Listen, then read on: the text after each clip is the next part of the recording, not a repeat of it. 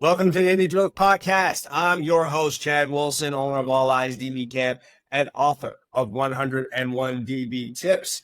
Happy to be here with you and happy to be talking about defensive back play for you guys that are out there. If it's your first time here, if you're listening to me on your podcast streamer, whatever that is, Anchor, Spotify, Apple, whatever your weapon of choice is for podcasts out there, go ahead and hit the subscribe button on the show. I'm sure you will appreciate it, especially if you're a defensive back coach, defensive back trainer, anything of that nature. This is definitely going to be a place for you, and it's unique.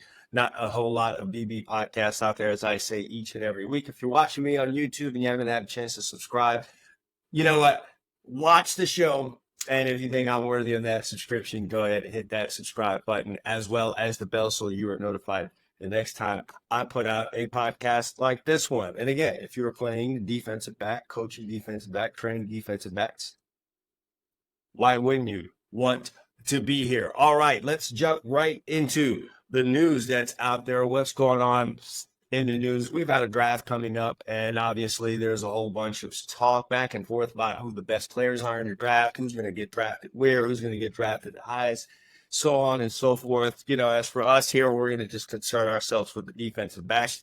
I would be doing you guys a really big disservice if I sat here and tried to break down guys for you, because I have not watched defensive backs in depth. Have I watched some tape more than the average person? Yes, but I have not done enough research to do enough justice in terms of fully breaking down any of the players in this draft. And quite frankly, that's not where I'm at on the Indy Drills podcast. I'm really just talking about defensive back plays, improving there, whether you're a player or a coach, and that's really what I'm talking about. But of course, the draft is a big thing coming up. And so let's talk about some of the players that are coming up in the draft. Some of the names that I keep hearing when we're talking about cornerback, one of the big names that you keep hearing is Cooper DeJean.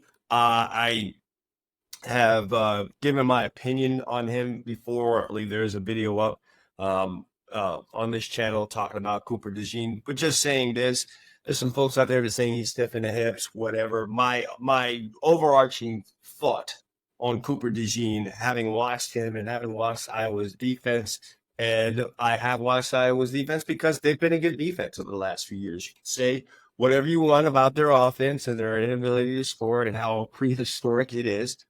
Truth of the matter is they play really good sound defense over there. If you've ever had a chance to do anything outside of just listening to the narrative that's out there about the defense and sit down and really watch it, they're a very fundamentally sound defense. They take pride in doing things the right way. As you know, in Iowa, even though we're a Big Ten program, they don't get top of the line 4- and 5-star athletes. There aren't a bunch of 4-3 guys there. There aren't a bunch of guys jumping high and running fast on Iowa's football team. They just have never really ever attracted that. They have, though, attracted solid football players at all positions at Iowa, whether that be quarterback, running back, tight end, defensive line. Name a position on the field, and there's probably a pretty good Iowa football player that's come out of there and has done something in the NFL. And so that's testament to the program. That's testament to their longtime head coach, Kirk Ferentz, and just their overall program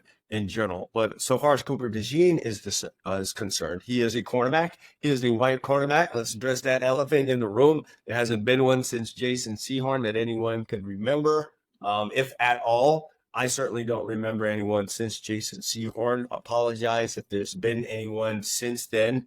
But that's just the case. It's really not a position where you find people of that ilk. So that's one of the big talks. Can he play cornerback at the next level? My answer to that is yes, but it would have to be in the absolute right situation. It would have to be in the absolute right situation. It would have to be in a defense that is very similar to what it is he played at Iowa.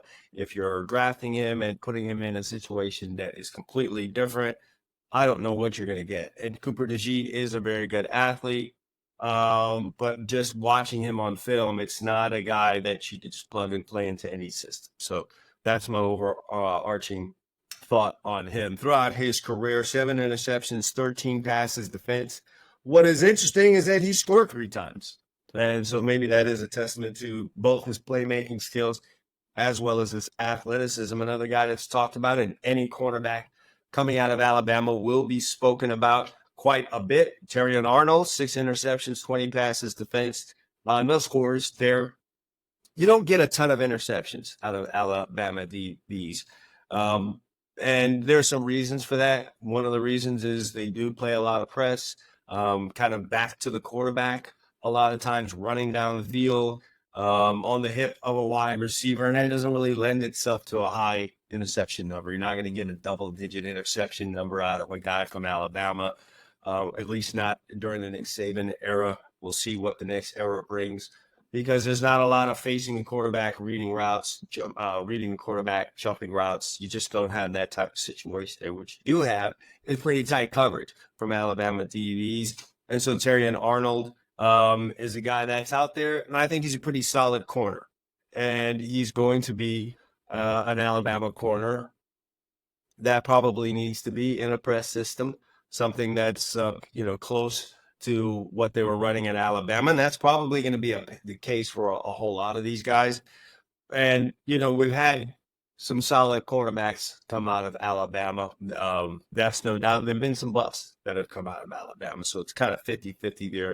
It really just depends on the development of the player. And then, the knock used to be with Alabama players is that, they reached their peak in college. There's, just so many good things that happened there for them. They had everything that they needed in terms of facilities.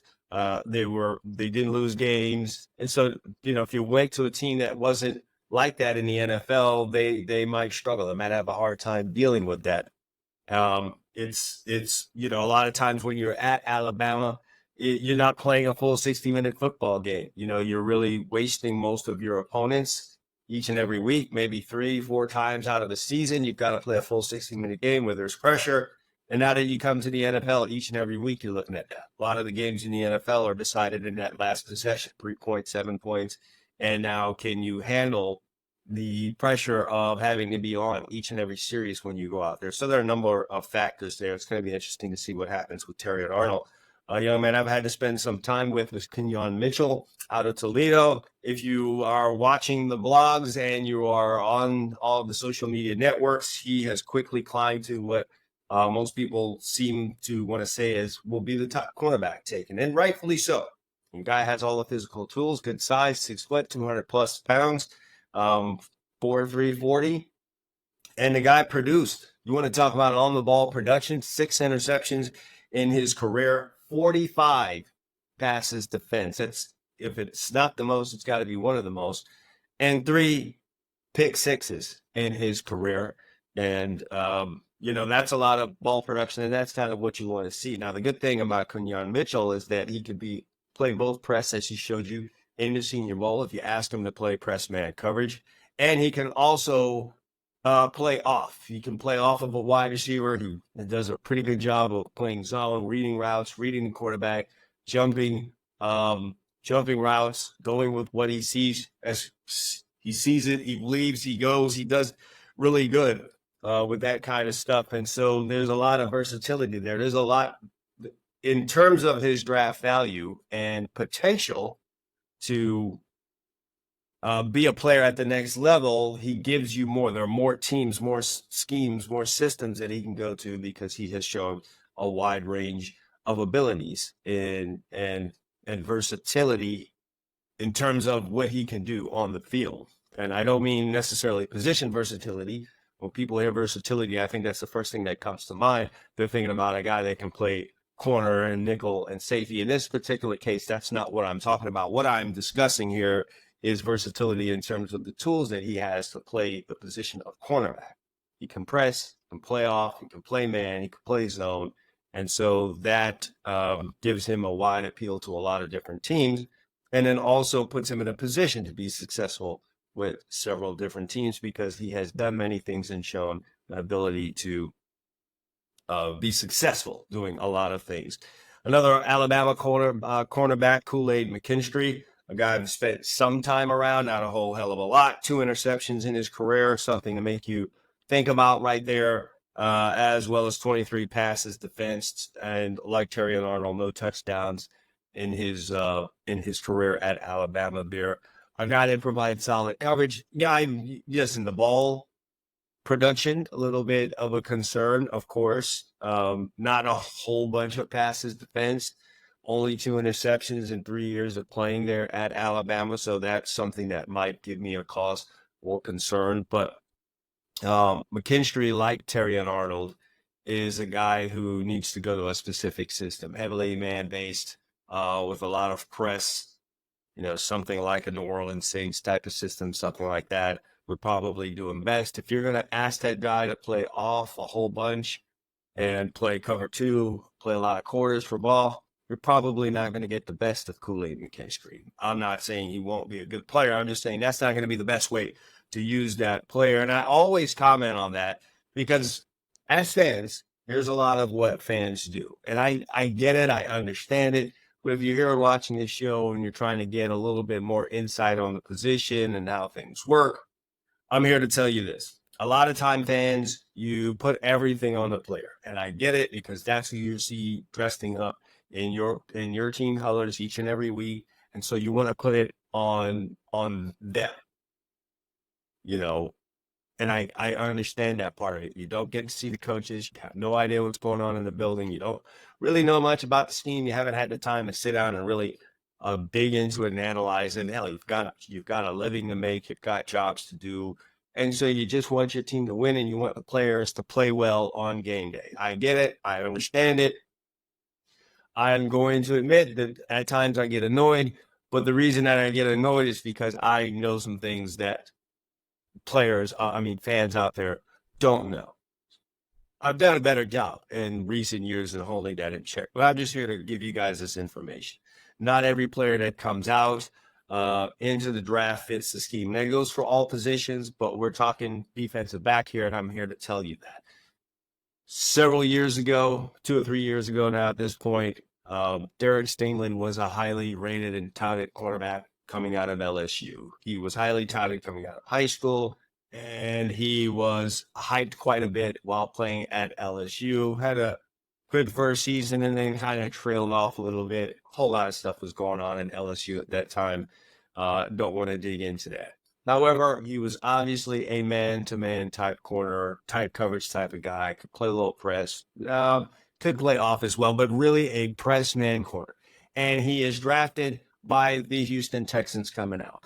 What do the Houston Texans run? They run a Tampa 2 defense, and for you novices out there, and that involves a whole lot of standing off of the wide receiver, reading coverage, not a whole lot of pressing, and getting reroutes and just dropping back into the zone and trying to keep everything in front of you.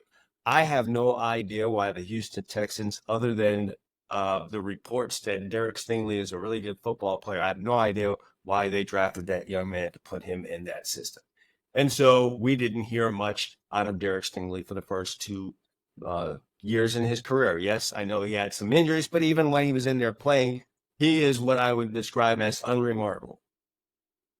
Fast forward to this year, D'Amico Ryans comes in. There's a change in the defensive system. It involves a whole lot more of what Derek Stingley is used to, good at, and what he did at LSU that put him in a position to be drafted that high anyway. And lo and behold, what did we get? We got the best year out of Derek Stingley's career. So I'm saying all this to say that as fans, you guys have got to understand that it's not always the player. A lot of times it's not.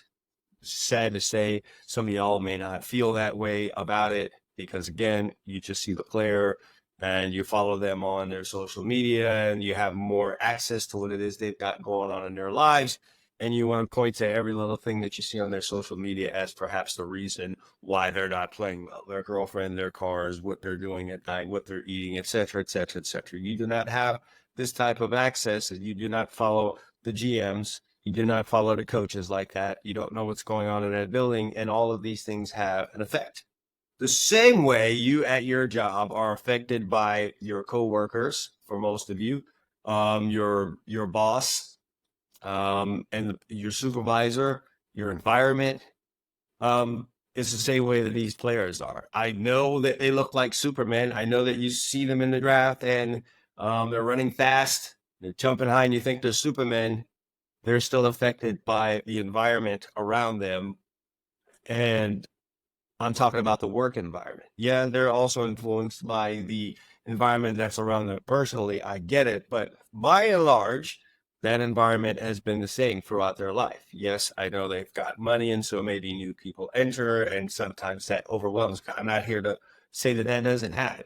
But more times than not, it's a lack of development. It's a lack of drafting the proper player for your scheme and a host of other things that take place that cause a player not to perform at his best or to look like he did when he was in college. Maybe I'll get more in depth into that sometimes down the road. So bringing him back to Kool-Aid McKinstry, I think he needs to be in a particular kind of system, one that's press heavy, man-to-man, and similar to what he did at Alabama if you are going to get the best out of him. One of the guys that's, one I want to dig into is Nate Wiggins. He's the guy that ran the 4.2 out of Clemson, and he ran the 4.2 at the combine. And here is my deal with the combine. I know everyone gets enamored with the 40-yard dash times. Here's my take on it. There's a certain range I would like to see a cornerback in if I was coaching in the NFL. So, maybe a 4.42 to 4.58 40. Fall into that range, I can work with that, all right?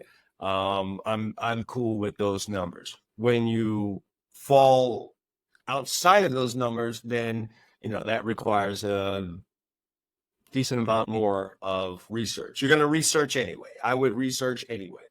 But extra research if a guy is slower than 4.58, as well as if a guy is faster than 4.42. You start getting a guy that runs a 4.2.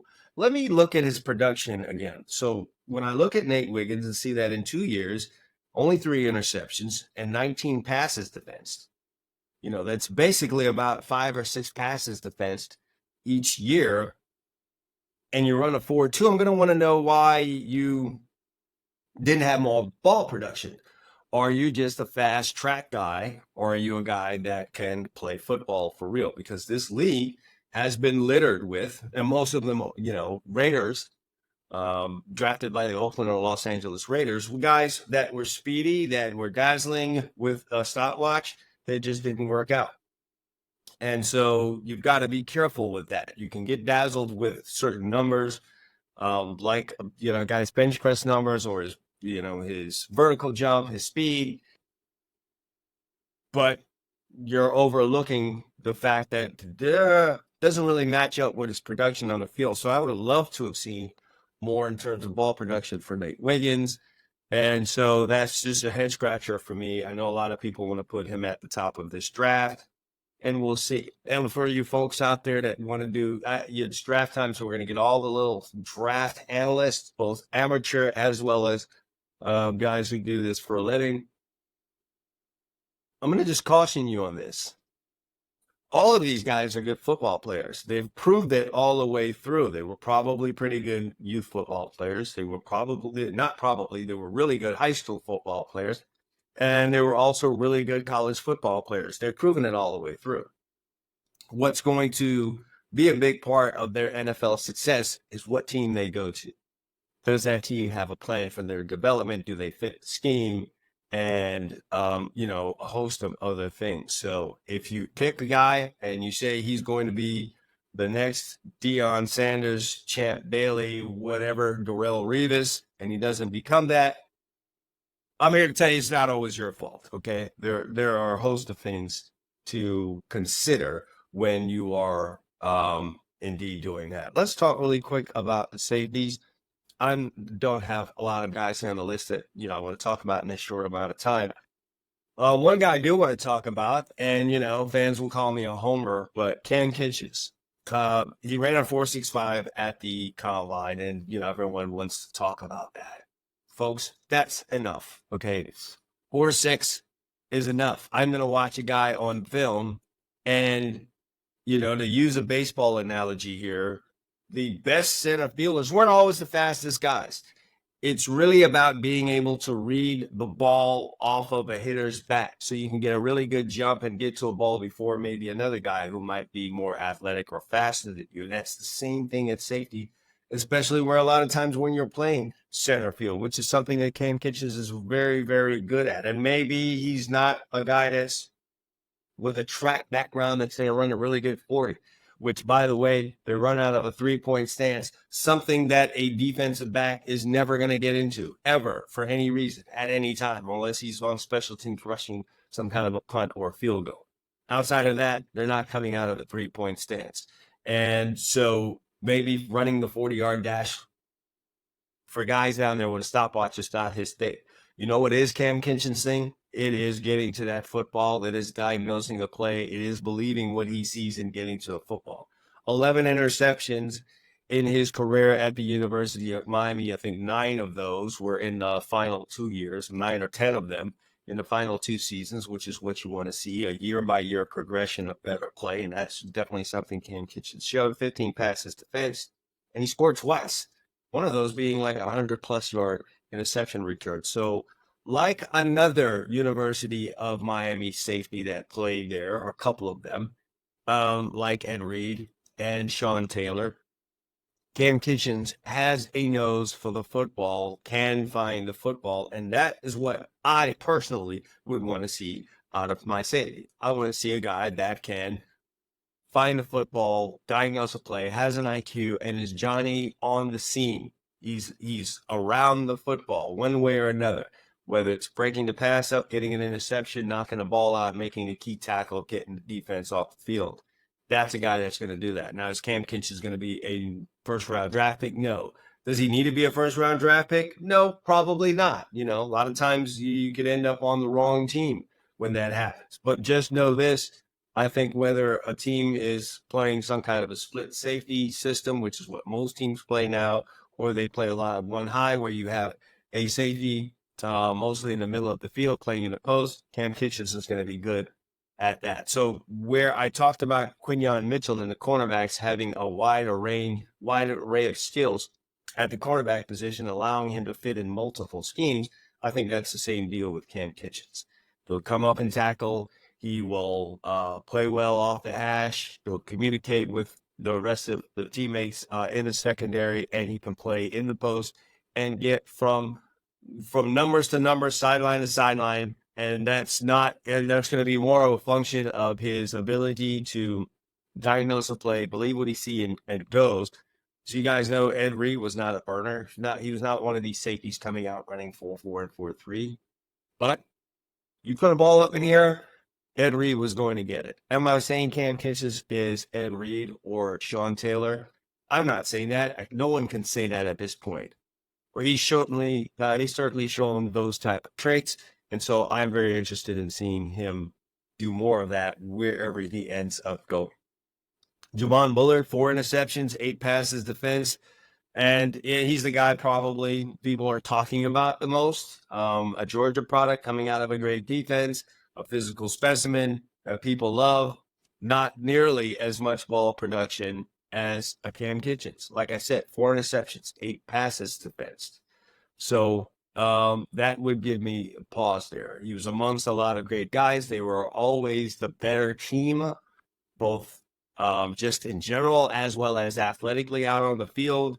So what's his adjustment when that is not the case? And, there aren't winning matchups on his side of the ball for the entire team. We'll have to wait and see where he goes. Tyler Nubin, now here's a guy that was around the football a lot. 13 interceptions in 4 years, 11 passes defense, and played at Minnesota. So unlike a guy like Calen Bullock, and I'm not trying to penalize Calen Bullock, he was a part of a great defense, and we've certainly seen guys from Georgia and Alabama and Michigan, Ohio State, and 4 schools that have probably been the most dominant over the last 4 or 5 years, Clemson as well, come out and be good football players, sure. But there's just something that he said about a guy that's a high producer at a place like Minnesota where they may be at an athletic disadvantage for the majority of their games. It's just something to be said about that. So I'd be interested in seeing how well he does. Calen Bullock, defensive back, safety out of USC. And it was tough to say that you could find a whole lot of great things to say about USC's defense last year. I mean, after all, they had a head coach, Lincoln Riley, begrudgingly had to fire his defensive coordinator. Didn't play well all year. It was seemingly 30 and 40 points every week. But if there was a bright spot, it was Calen Bullock. in his career at USC. 9 interceptions, 15 passes defense in his 3 years. Scored twice. So you like the ball production, and he faced pressure every week at USC because of, how well they were playing. And a lot of times what's great about Calen Bullock is a lot of times on a bad unit, guys just tend to play bad. Individually, of course, and then as a unit. And so you like what he was able to do in a unit like that was under a lot of scrutiny, not playing well. He managed to be a bright spot there. So that should be interesting. Those are some guys that I really just wanted to offer up some opinions on, because the NFL draft is upon us. Next time I have an Indy Drills podcast, will probably air after the draft. I'll probably record it before the first round of the draft, but it will air after that. And then, the episode after that, we'll talk a little bit about what was done in the draft in terms of defensive backs, cornerbacks, safeties, where they went, and what I think might happen with those guys. So I'm not really big into predicting what a guy's going to be at the next level because, as I've stated, it really matters where they end up going. That has a lot to do with it. For you older folks that might be watching this and to remember a guy by the name of Nnamdi Asomugha, it was Revis and Asomugha. And I know the younger crowd cannot believe that because all they've ever heard about was Revis. But it was really Revis and Asomugha in those first few years. Those were the two guys that was going to be the future of defense, of cornerbacks in the NFL. And then Nnamdi Asomugha left the Oakland Raiders, where he was playing. He was one of the best press man corners out there, long arms, good discipline, could run, and he was just killing it. And he left there in free agency, went to the Philadelphia Eagles, where they were playing largely split field, a lot of quarters, and he just was not built for that. And some could say he got exposed. And if you're saying he got exposed, he just got exposed for not being able to play a bunch of cover 4 and depend a lot on the other guys around him.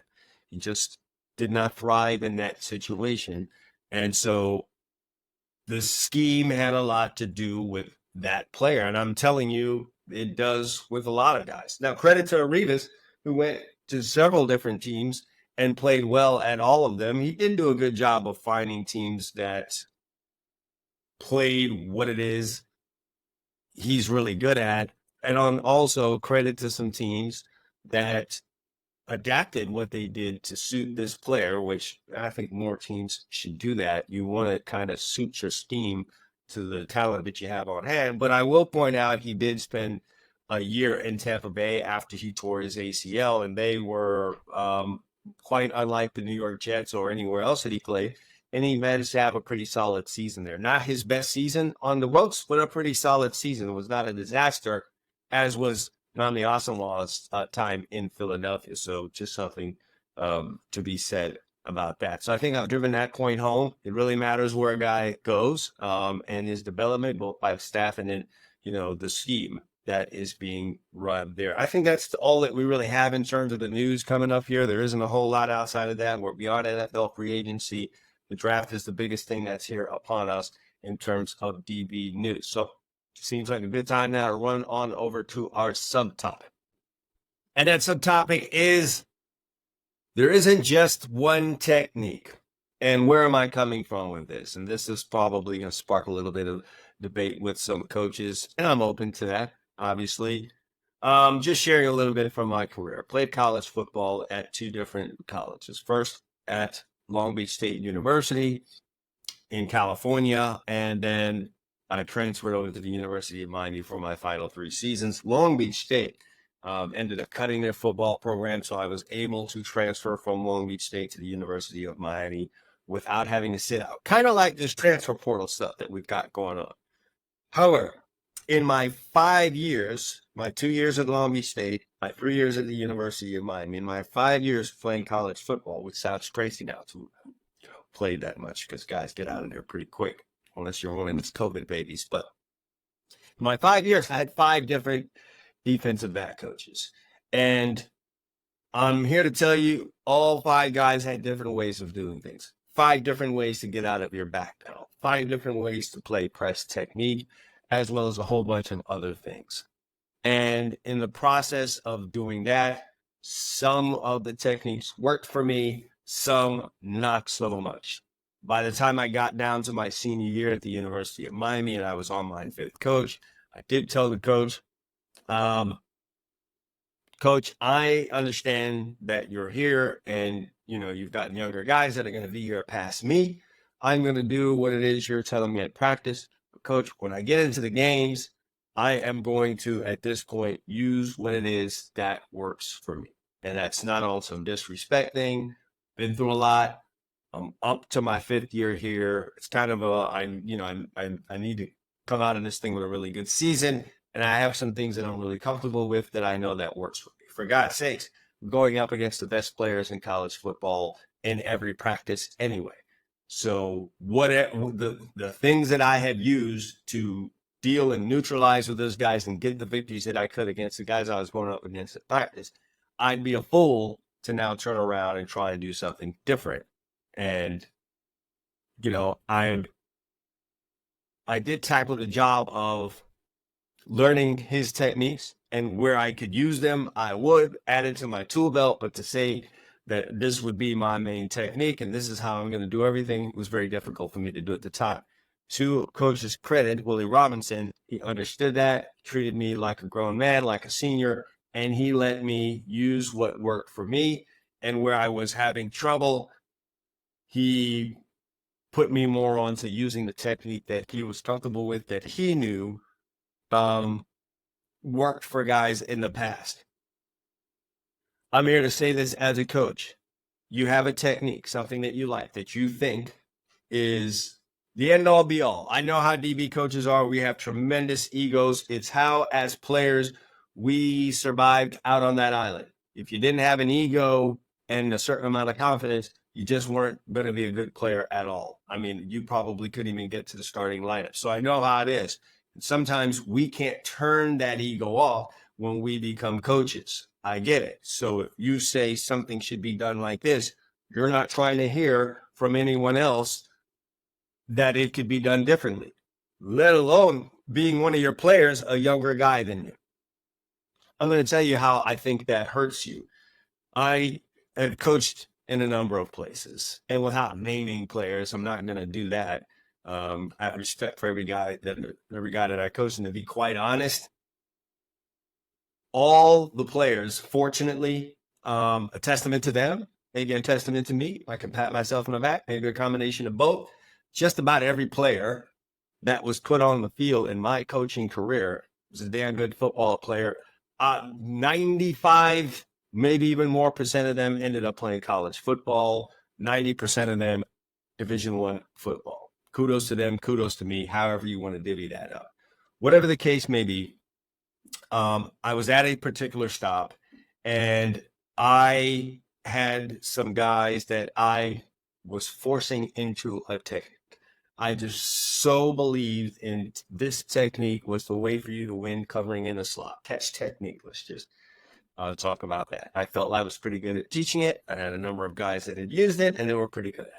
But I had a couple of guys that just were not comfortable with the technique. Mentally, not really what they do. It was not featuring their best attributes, which was their feet. And number two, they were smaller guys that had, through practice reps, gone up against bigger guys and had been defeated early based on their size, something that they probably had in the back of their head to begin with. They were defeated early on because of their size in that technique, using it, and I think it put like a permanent stain in their head. So they could never really sell out on using the technique. They were never really all in. They were never really as good at using that technique than some other guys on the team that had to cover on the inside. And as I look back at it as a coach and reflect, I made an error in not tweaking those guys' technique or allowing them to use a different technique like scooch or maybe even pedal, which both guys could do. They were smaller guys with really, really good feet. And I think I kind of, not that you don't need good feet to play catch man, you do, but scooch and pedaling would feature more of their feet and less of their brawn, which again, they were undersized guys. And I look back and think these guys were great players. We won a state championship with these guys, and they were good players. But in their whole total development and getting the absolute most that I could get out of those guys, I believe I erred in not tweaking that technique or allowing them to use what would make them successful more often. And so I bring all this up to say to coaches out there. You are better off. Yes, you have your core. You have your thing that you believe in. You have these things, right? And some things are non-negotiable. Like having your weight over your toes and your back pedal, or, you know what the core things are in playing defensive back, keeping your eyes out of the backfield, and reading your keys, things of that nature that are just non-negotiable. There are far more things that are negotiable than coaches think, both defensive coordinators and defensive back coaches. There are far more things that are negotiable that we tend to not want to be negotiable on because we want to maintain a certain amount of control over our unit. We do want to establish the hierarchy of I am the king of this thing. I'm the dad. I'm the man. I'm him, and you guys are all under me. And so we shove a technique down a guy's throat. You either do it like this or I find someone else. I think one of the good things that happened to me was coaching in private schools early on in my career, where we got a handful of athletes. And then for some of you guys that have coached private school, and you understand this, get a handful of athletes that have come in to, because of their athletic ability. And then you've got a ton of other guys that are from the general school population that are not as athletic, but they make up your football team, and they're going to get on the football team because they have to play. And you don't have the luxury of just looking at your guys and saying, you do it this way or you're out of there, I'm going to get someone else. That someone else cannot really go out there and play and help you win football games from an athletic standpoint. Okay, that's no shot on that. A lot of them were really great at other things, and at this point in time now, they're very, very successful in the thing that they were really good at in life. However, I think that really helped me in saying, how can I craft this player that I have right here in front of me that needs to play for us? How can I fill up his tool bag and get him to use what works best for him to get the job done for us every time we step out on that field? Rather than having the luxury of 5 guys that could play that position at any point, they're physically gifted enough and able to do it, and just say, you can't do the technique that I am forcing you to do. Get out of there. Give me someone else. And, dropping another guy in there, I had to craft and mold a guy and say, okay, this is the technique that I like, that I think works best. But as I'm looking at you, it doesn't look like you're going to be very comfortable, and this technique that I'm using does not make the best use of your attributes. So one of the things I will say is hard press versus soft press. Some coaches are hardcore hard press. We're not moving off that line of scrimmage. We're going to kick slide if a guy goes outside. We're going to use our arms. We're going to be strong. We're going to get hands on, and that's what we do. It's what we do here. That's what I believe in. It's the only way to press. Then you have other guys that will square by playing soft press. We're in a soft shoe. We're going to pedal out of there. We're going to stay over the top of the routes, and we're going to use our feet to just mirror the release and be there when the ball comes. You have 2 guys that believe like hell in both of those things. And a lot of times those coaches will go wherever they're going. They'll coach that. And if a guy can't do what it is, that technique that they love so much, players out. And so you can have a really good, talented football player, a really athletic guy, standing next to you or sitting next to you on game day, simply because he can't do this technique that you're forced down his throat. So the idea is there is not always just this one technique. If you really sit here and think about it, there are different ways to skin a cat. I don't think as a coach you would like it if you were calling a defense, all right? And your coach came to you and said, hey, listen, I like cover 2. Cover 2 is what I believe in. That's all you're allowed to run today. You will call cover 2 and you will call nothing else. And if you can't call cover 2, I will have some other coach on this staff call the defense today. You understand me? I don't think any of you as coaches would like that. And so sometimes forcing that player into that one technique is like your head coach coming in and telling you, this is the only coverage that you aren't going to be able to call today. That's it. And not only today, for the entirety of the year, every game we get in, this is the only coverage that you're going to be able to call. And that would just not work for you. You would not feel comfortable, especially if it's not a coverage that, is at the core of your belief. You might be a big cover 3 guy. You might be a guy that just loves corners. You might be a guy that's really into man-to-man and cover 1, and you just believe that's the best way to go. But your coach told you, man, it's cover 2 or it's nothing. It's cover 2 or you can watch the game and chart plays, and you're not going to coordinate anything. Think about it from that standpoint. And so another part of this I understand is that not all DB coaches play DB. So you had to gather your information on techniques from other places. Maybe you went to a clinic and you liked, the information that you got in the clinic. And so you really went all in on this technique that you learned at the clinic, and you feel like you're comfortable with that. And that's really the only thing that you know. And you are not really comfortable with having a player do something else because you can't help them, right? So, it's like being a mechanic and all you've ever worked on were foreign cars. You've worked on Toyotas all your life, and you don't want someone coming in here driving a Ford, because if something goes wrong with that Ford and we got to open up the hood, it doesn't look like anything I've worked on before. I can't help you with your car. I can't fix your car. We can't get your car back on. And to those coaches, I would say this: expand your knowledge. Expand your understanding of techniques, and in some part in there, release some of your rigidity, and let's try and suit techniques to what the player does best, especially if you know that player is really worthy of being on the field. He's a smart player, he's athletic, and he can do something for your team, rather than just getting upset because he can't get your technique or it doesn't suit him and benching him and putting him on the sidelines. Maybe you expand your coaching abilities and you tweak things a little bit to allow that player to use his long arms or to use his better feet and put him in a position to win. Because ultimately, I think that is your job as a coach, is putting your players in position to win. If a guy's out there using something that you have not approved, but he is indeed getting the job done, is he winning at the line of scrimmage in the press, using his technique, and you guys play a whole bunch of cover 1, hey, I'd let him ride with that. Just me personally. I would let him ride with that until it becomes a problem and he's consistently losing. I would also make an effort to kind of study what it is he's doing and learn the ins and outs of it, because when he does run into some trouble, it would be nice for you to have studied it and get a pretty good understanding of what it is he's doing and bring him back to home base and fix him with his own technique that he's using.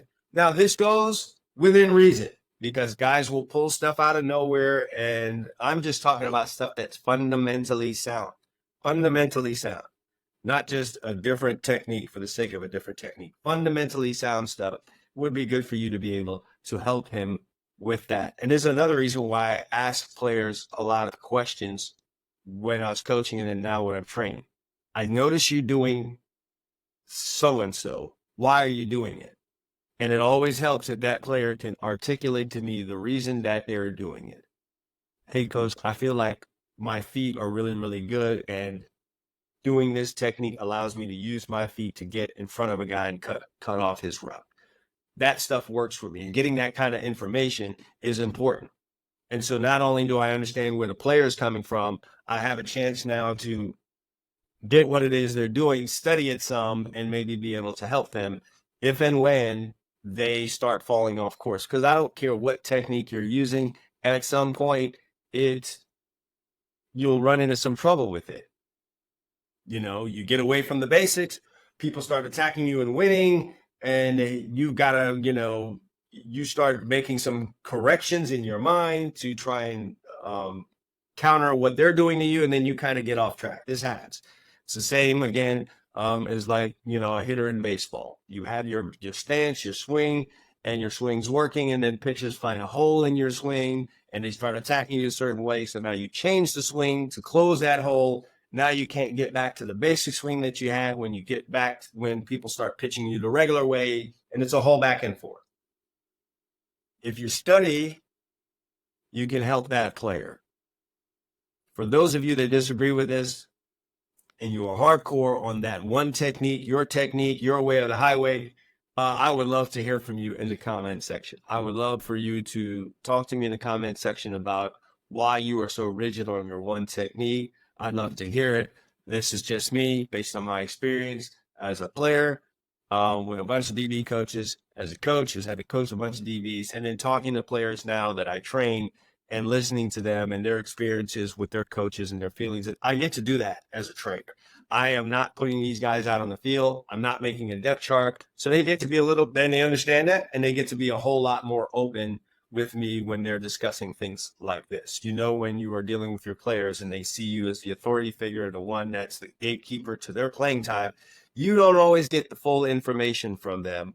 But now as a trainer, I'm not, like I said, making a depth chart. I'm not responsible for putting these guys out in the field. So when I ask questions, I can usually get an answer. So based on my experience as a trainer, talking to guys about techniques and their relationship with coaches and things of that nature, and then coaching guys and teaching them a technique, putting them out on the field, and then being a player who's taught a technique, a wide range of techniques, and then having to figure out on game day what's really going to work for me. This has just been my experience, but I would love to hear from coaches out there how they feel about that. And are you a guy that will let a guy ride with what he is doing if it's working, or do you need all of your defensive backs to look the same way? Do they need to be stormtroopers that are all set in that same way? You need to have your stamp on your unit, and they all need to do things a certain way. And I understand, and I have addressed it that way, dressed it up like it's something negative.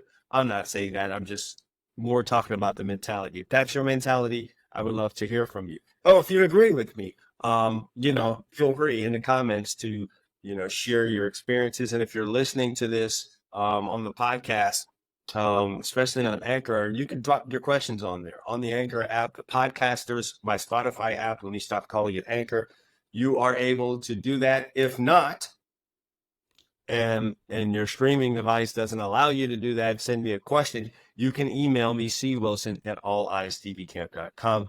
I would love to hear from you guys. All right. So definitely looking forward to hearing some of my answers there. All right, time for the mailbag. I've got a couple of questions out of the mailbag this week, and I just want to jump to those really quick. Here's a question I get a lot. People always ask me who I think is the best corner for this, or the best, DB at this, that, or the third.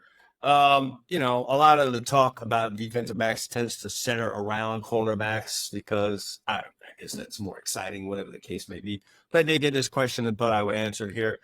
Brian in Ohio asked me, who do I think are the best safeties that ever played the game? And it's tough because there were so many.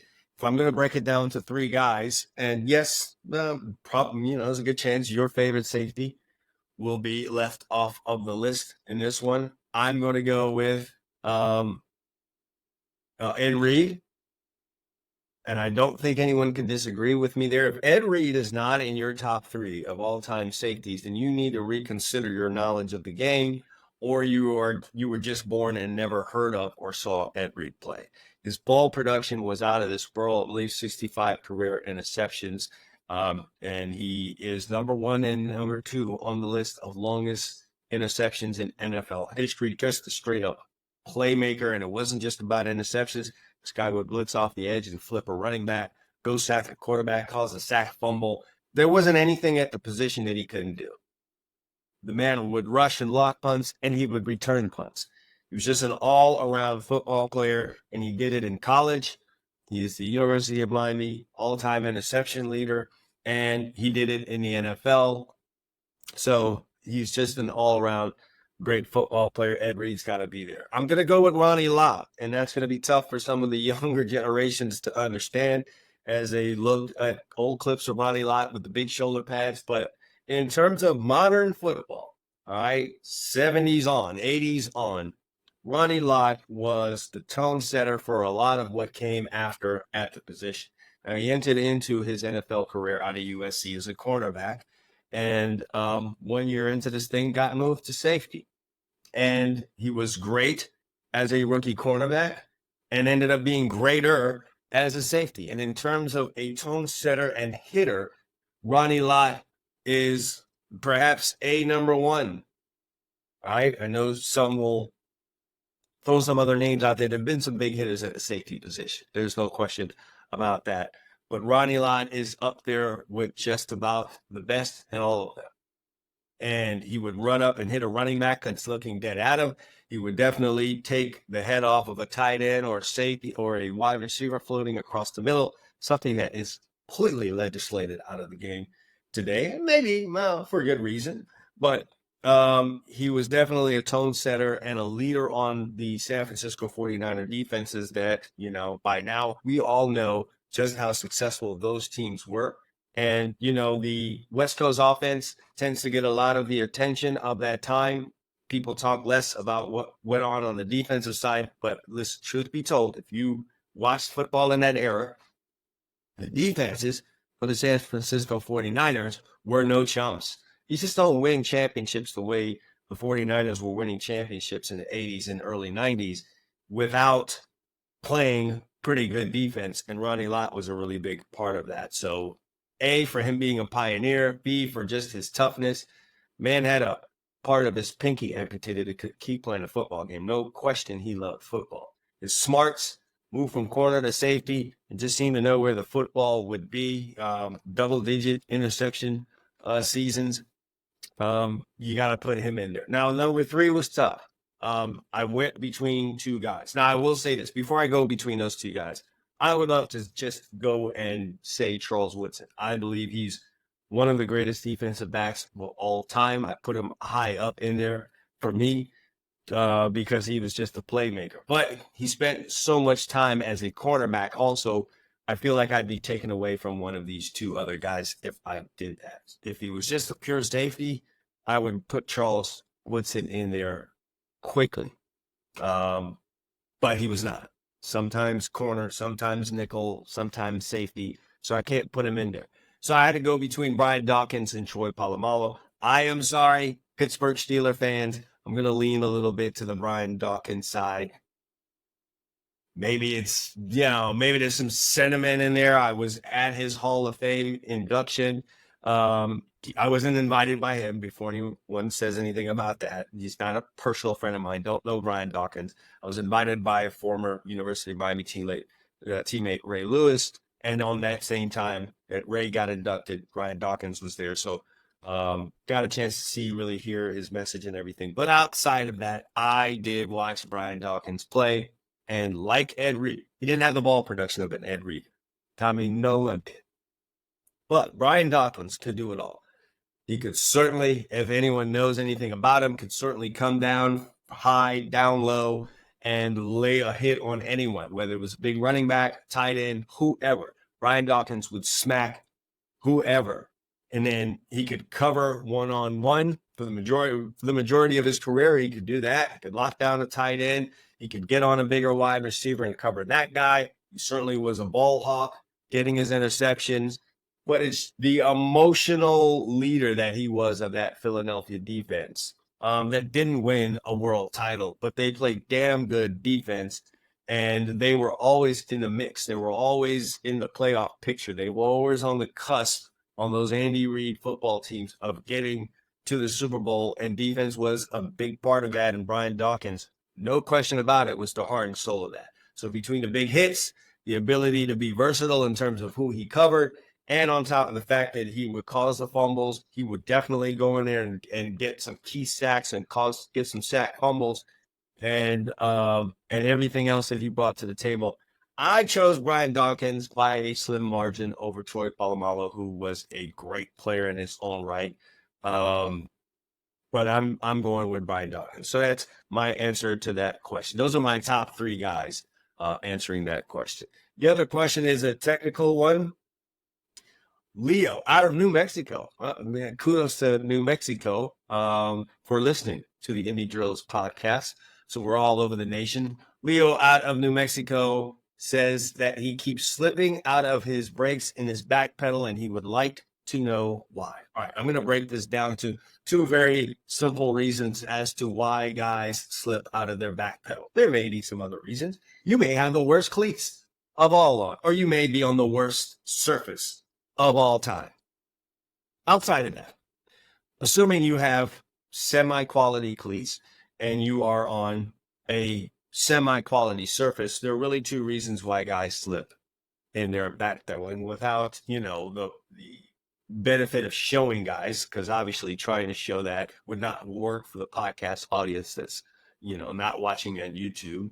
And I just don't have the ability to do that right now. So you just got to listen to me. There are two major reasons why guys slip out of their back pedal. Number one is stepping way outside of their circle. And what do I mean by circle? If you guys can imagine old time Madden where the player that you were, using with the controller had a circle underneath them that was a pretty tight circle. Think of it that way. It's when guys step outside of that circle, coming out of their back pedal, that they slip. Your foot is placed too far away from your center of gravity, which is your hips. And when your foot lands, there's no power source. I want you to think of it this way. It's too far away from the power source. That foot lands too far away from your hips, so it has no power to connect to it. Your foot lands far outside of your circle, and it's going to just graze atop the grass or the turf that you're on. You never really get any power put into the ground to generate any power coming forward. So you step too far outside of your circle, foot slides across the surface. You weren't able to put any kind of pressure into the ground. And now that foot slides. When that foot slides, the next foot is not to land properly, and then you got yourself a problem. You slip out of your back pedal, and you don't get a good break on the ball, and now you're pissed off and all that, especially when you read it great. You read the play great. You read the quarterback great. You read the receivers break great, and, you slip out of your pedal. That's reason number one. Number two is, which is a little harder for guys to understand, and it's a little more so, it's when you are pedaling and your hips are too high. All right. I always tell guys, bend at your knees, especially while you can. You're at the age, you're young, you're playing this game, you're athletic, you're healthy. Bend your knees, not just because you can, but because that's where your power is. You think of yourself in the squat rack, you don't bend at your waist to move the weight. You bend at your knees to squat down, and then you use the bent knees and the loading up of your quads and your legs to push that weight back up. It's the same thing out on the field. That's the reason why you lift those weights. So if you're pedaling and you carry your hips high and you're too bent over at the waist just to keep your chest down to make yourself feel like you're low, when you plant that foot, even when you feel like you've put it pretty straight down onto the ground, you have no power source. Your knees aren't bent. So that foot lands at an angle as if you stepped outside of your circle. And if you can just picture that in your head, or if while you're listening to this, you could stand up and just kind of walk through a pedal with your hips high and your knees not bent and put your foot on the ground, recognize and feel just how little power you have put into that ground. All right. I want you to think of that ground as your bank. Think of the ground as your bank, if I could do that, just to give you an image here. Whatever you put into that ground is what you're going to be able to get back out of that ground as you push forward. Nobody here can go put $5,000 in the bank, come back tomorrow and pull out $25,000. If you did, the police are going to be looking for you, as well as the bank. So you need to put in a good amount of power into that ground to get a good amount of power back out of that ground to propel yourself forward out of your back pedal. And you're not going to be able to do that if you carry your hips high and you put a straight leg into the ground, okay? A bent leg into the ground is going to generate a good amount of power. That's you putting $25,000 into that bank so you can get $25,000 back out and push out of your back pedal. So there's two things you need to do in your pedal. Keep your hips down, okay? Keep your knees bent. And then when you plant in your circle under your hips and with your knees bent, get your hips down, knees bent, plant that foot in the ground so now you can extend. I was trying to get guys to think of their break like this. When you're coming out of your break, whether it's out of a back pedal or your crossover run, you want to think of yourself coming out of the blocks. So number one is you don't want your feet wide. No one has their feet wide in the blocks at the beginning of the 100-meter dash. And you want to have your knees bent. No one is sitting in the blocks at the beginning of a 100-meter dash with both of their legs straight. That just doesn't happen. You will get zero push. You will get left at the blocks, and you will be defeated in whatever race it is, whatever sprint event you're in. You're going to get defeated there unless you're running against old men. So however it is you would want to see yourself in the blocks coming out is how you want to be coming out of your break. So Leo in New Mexico, hope that answers your question. Check those two things. Where are you planting your foot?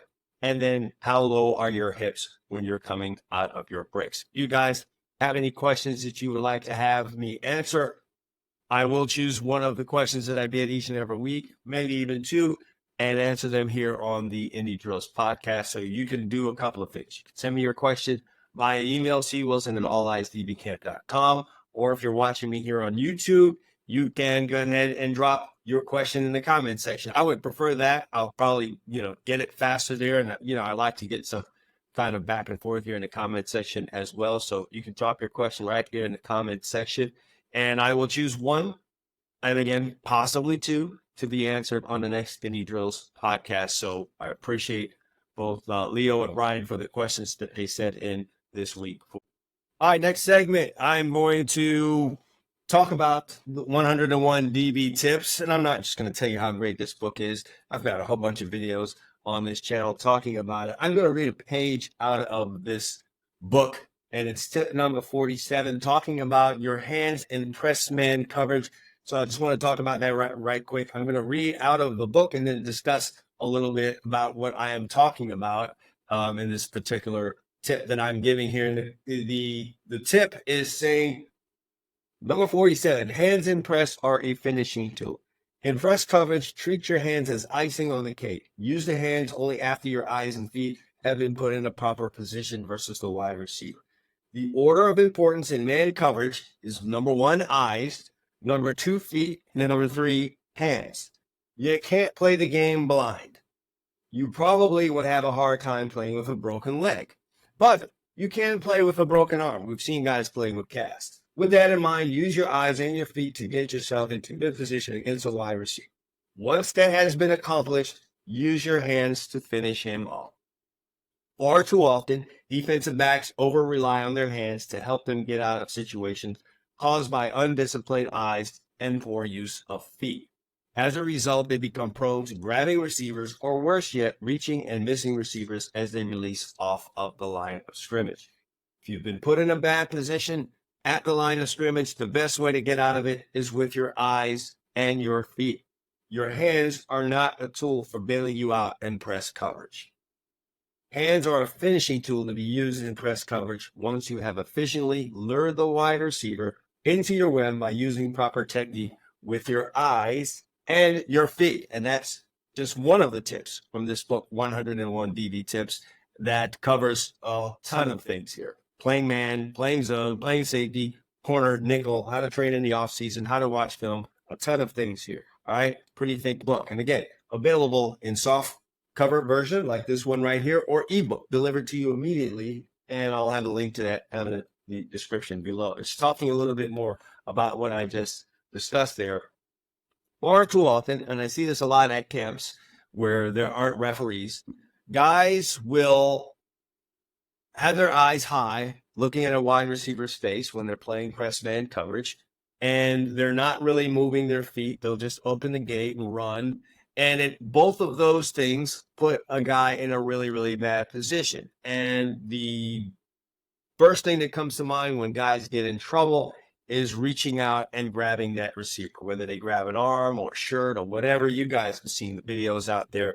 And they go ahead and grab a wide receiver. And now you might not get it in the camp. The receiver's going to definitely tell you that you're holding him, but you develop that bad habit. You get into games, and now you're getting flags and penalties.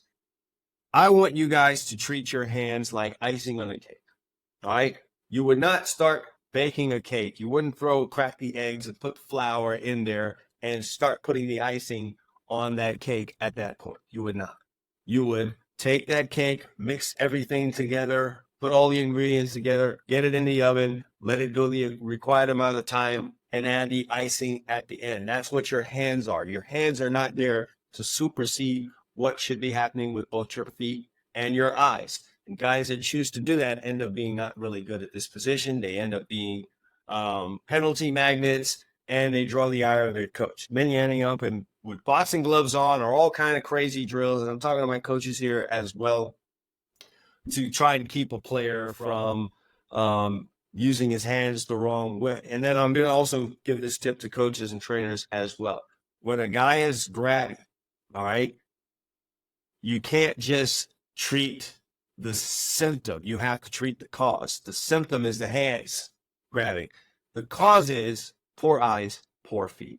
So always check those areas first. Check the eyes, check the feet. The eyes and feet did not get those guys in the right position. And what happens is the panic message is sent to their brain, and the brain is going to do the easiest thing. All right, players can't see their eyes, so that's not going to be an easy thing for them to fix mid-rep. Their feet are too far away, right? So the easiest thing to do is reach out with their hand. That's just going to be the easiest thing. That's a brain response, like panic button is pressed.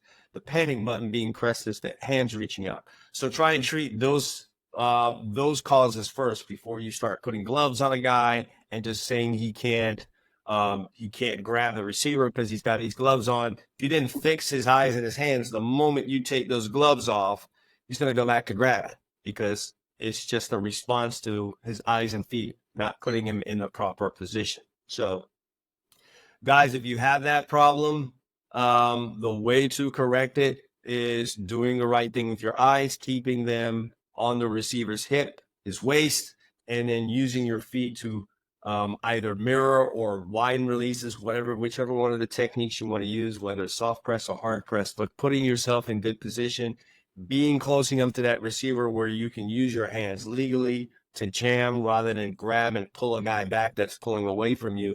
Start there and go from there. So again, that's just a really great tip coming from 101 DB Tips.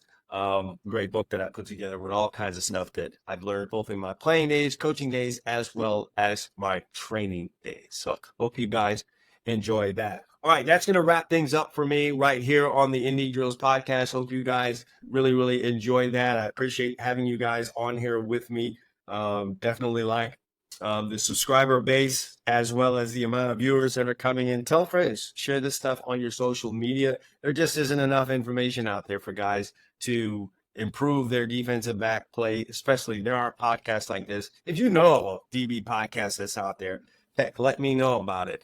Because I sure can't find them when I go around looking, and that's one of the big reasons why I started up this one. So share, like the video, share, like the podcast if you're just listening to it on your stream. And again, if you enjoy what I did here today, feel free to subscribe, whether you're listening to me or watching me on YouTube. Would greatly appreciate that. Looking forward to the next Indy Drills podcast. Any questions or comments that you have, feel free to drop them down in the comment section if you're watching me on YouTube. Again, if you're listening and you don't have the ability to, if you're not on Spotify, podcast is for Spotify and can't really send the question there, go ahead and send me an email, cwilson@alliesdbcamp.com. And on the way out, again, I've got the great book here, 101 DB Tips. It's not the only book that I have. I do also have a book called that's for 7-on-7. So it's the ultimate 7-on-7 defensive playbook, where I, in a simple way, explain a lot of coverages that are used in 7-on-7. Plus, I have several coverages that I cooked up that I used in my 7-on-7 days that will really work for you guys as coaches, and you as players will certainly enjoy that as well. So a lot of great stuff there. So I will have a link to that down in the description below. And of course, the All Eyes DB Camp members area. I'm in my 6th year now of the All Eyes DB Camp members area, and I just love the feedback that I get from guys, people using it and dominating out there on the field. Over 200 videos with everything like coverages explained, technique breakdowns, drills, techniques, workouts, all kinds of great stuff in there. And so, if you have a combination of all these things, there's no way you're not going to be a great DB. All right, that's my time. And I appreciate you guys listening to the Indy Drills Podcast. Look forward to doing the next show. As always, all eyes DB camp. Consistency breeds results.